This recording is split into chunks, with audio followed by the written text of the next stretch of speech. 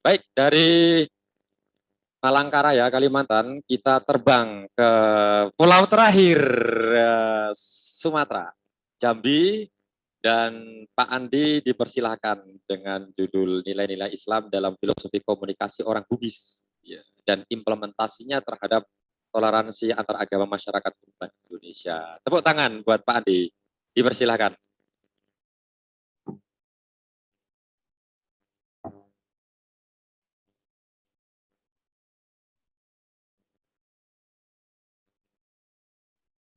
Bismillahirrahmanirrahim. Assalamualaikum warahmatullahi wabarakatuh. Alhamdulillahi alamin. Allahumma salli ala Muhammadin wa ala alihi wa ashabihi ajma'in amma ba'd. Yang sama-sama kita hormati segenap hadirin yang ada di dalam Zoom, yang saya banggakan teman-teman sejawat para peneliti yang hadir dalam venue 3A Ruang Pulau Pelangi pada pagi hari ini. Saudara sekalian, paper saya itu berjudul Nilai-nilai Islam dalam Filosofi Komunikasi Orang Bugis dan Implementasinya terhadap Toleransi Antar Agama Masyarakat Urban Indonesia. Satu latar belakang yang membuat saya termotivasi untuk mengangkat judul ini adalah adanya fakta sosial, yaitu ada data beberapa bulan terakhir di tahun ini, misalnya terkait dengan kasus-kasus intoleransi di Indonesia. Yang semakin ke sini itu semakin mengkhawatirkan kita. Yang pertama misalnya, yaitu kasus dari Yosef Paul Zhang. Kemudian ada pula kasus dari MKC, ya. Dan yang terakhir yaitu promosi minuman alkohol Holy Wings yang viral pada akhir Juni 2022 yang lalu. Jadi tiga fenomena ini itu membuat saya mengalami kegelisahan akademik yang kemudian mendorong tulisan ini untuk disubmit di ICIROM kita pada tahun ini. Nah,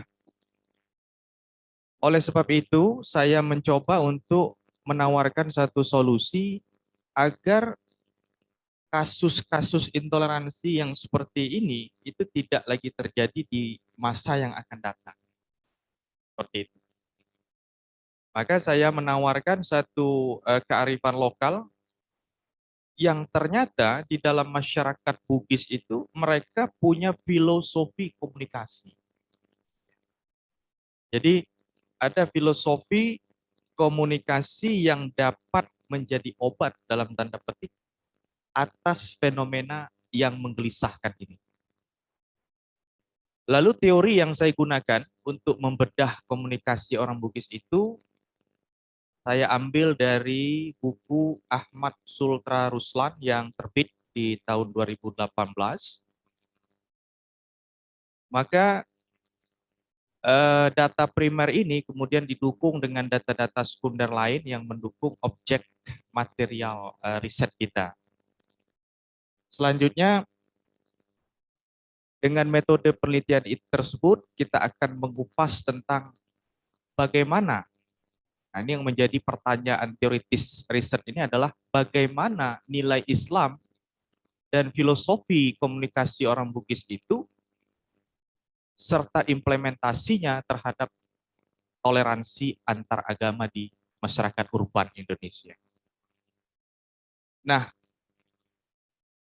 pertanyaan teoritis itu kemudian kita akan jawab satu persatu, misalnya di dalam slide, kita akan coba awali dengan apa sebenarnya filosofi komunikasi orang Bugis.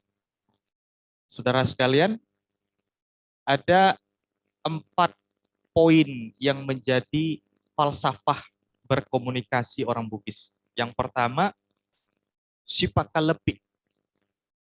Yang kedua, Sipakainge. Yang ketiga, Manini.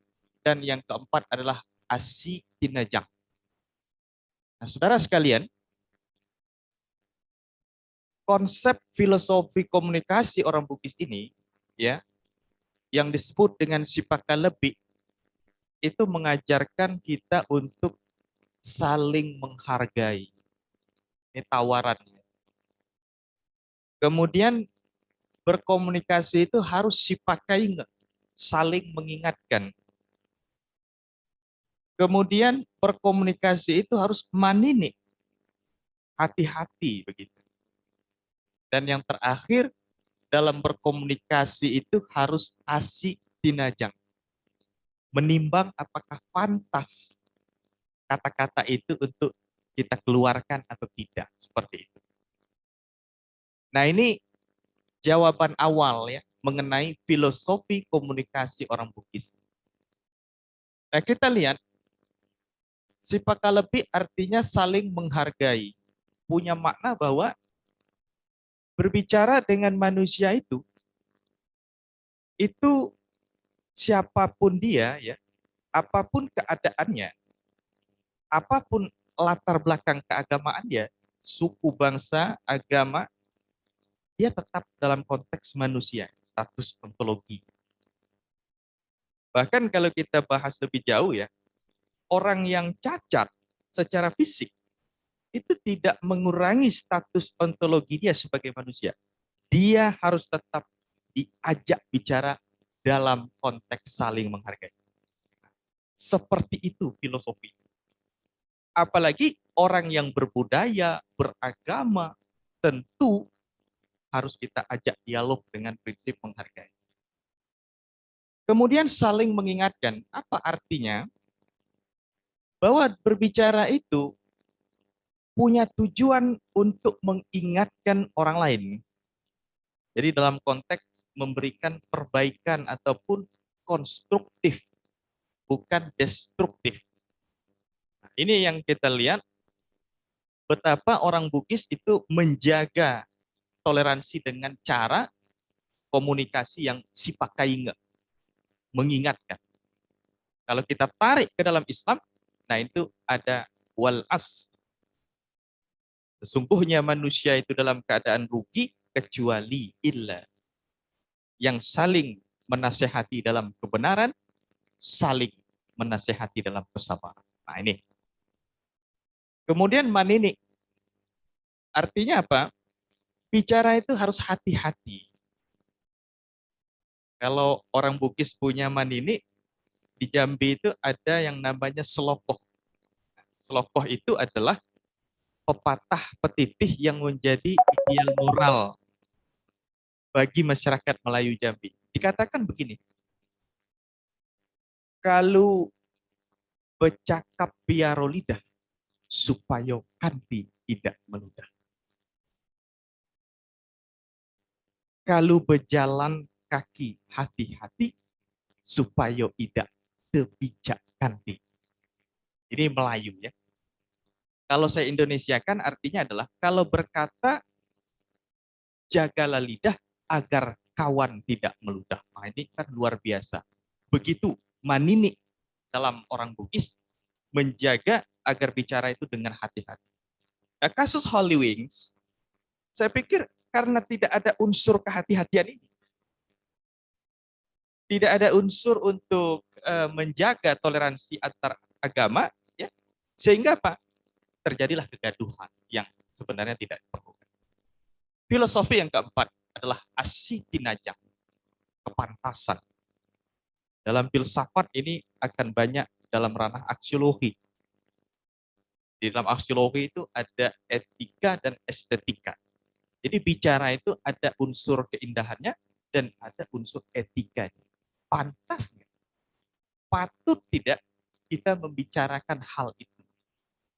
Nah, kalau kita sudah pahami filosofi kearifan lokal Bugis ini, saya optimis bahwa fenomena data 2002 tadi itu sebenarnya tidak perlu untuk terjadi di dalam bangsa Indonesia yang sangat heterogen ini. Terakhir, saya memberikan rekomendasi lewat riset ini adalah bahwa dalam proses implementasi sebuah kearifan lokal, ya, itu memerlukan strategi yang saya ambil dari teori yang dikemukakan oleh Nurdinah Muhammad ya, dalam jurnal tahun 2017 bahwa masyarakat urban itu ada 6 karakteristik ya. Yang pertama kurang religius, individualistik, circle yang homogen, ya, pekerjaan yang variatif serta relasi atas kepentingan dan begitu menghargai waktu. Jadi kalau kita mau implementasikan kearifan lokal, kita harus pahami juga masyarakat urban itu bagaimana. Supaya apa yang kita implementasikan itu tune in dengan sosiokultural masyarakat urban. Maka akan ada 6 karakter itu saya menawarkan. Yang pertama, harus ada inovasi religiusitas.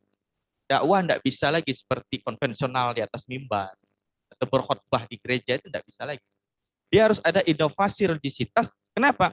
Karena orang-orang urban itu dia punya waktu yang sangat singkat.